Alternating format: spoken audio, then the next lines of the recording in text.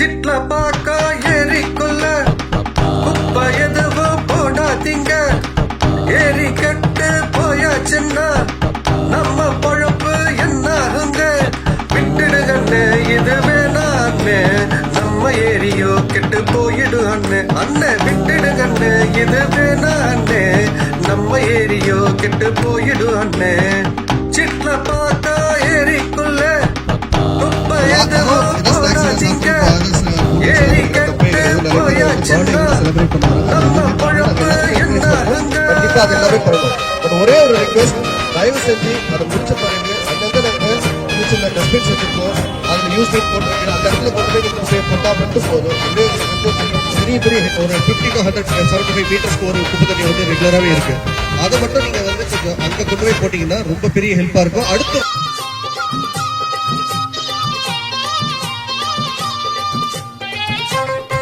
இந்த பாட்டு மூலமா உங்களுடைய கேட்டுக்கொள்வது என்னவென்றால், அண்ணாச்சி நீங்க போது இங்க குப்பைய கொண்ட வேணாம். வேற என்ன தப்பு செஞ்சீங்க என்று ஆராய்ச்சி பண்ண வேணாம்.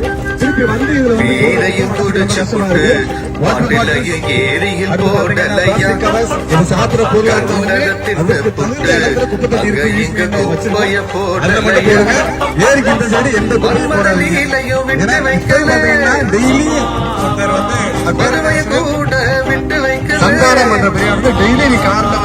மறுமதலிலையும் விட்டு வைக்கல, மதுவைய கூட இங்க விட்டு வைக்கல. ஏரி சுத்தமாக பாடு என் கூட. சிட்ல பார்த்தா ஏரிக்குள்ள குப்பை எதுவும் போடாதீங்க. ஏரி கட்டு போயாச்சுன்னா நம்ம பொழப்பு விட்டுடுமே இது வேணான்னு நம்ம ஏரியோ கட்டு போயிடு அண்ணன். அண்ணன் விட்டுடுகண்ணே இது வேணான்னு நம்ம ஏரியோ கட்டு போயிடு அண்ணன். சிட்ல பார்த்தா ஏரிக்குள்ள குப்பை எதுவும் போடாதீங்க. ஏரி கட்டு போயாச்சுன்னா நம்ம பொழப்பு என்னாகுங்க. அப்படி அதுக்கு நம்ம அனைவரோட ஒத்துழைப்பும் தேவைப்படுகிறது. அதனால இந்த லேக்க சுத்தமா வச்சுக்க வேண்டியது, குப்பை போடாம சுத்தமா வச்சுக்க வேண்டியது நம்மளுடைய கடமை. அதனால தாழ்மையிடம் கேட்டுக்கொள்வது என்னவென்றால், சாப்பிட பொருளாதார லேக் கொண்டு வர எல்லாமே திரு குப்பையில லேக்கு பக்கம் போடாங்க. உங்களோட இந்த ரைட் சைட்ல யூஸ் மீட்டர் குப்பை தொட்டி இருக்கு, சரிங்களா?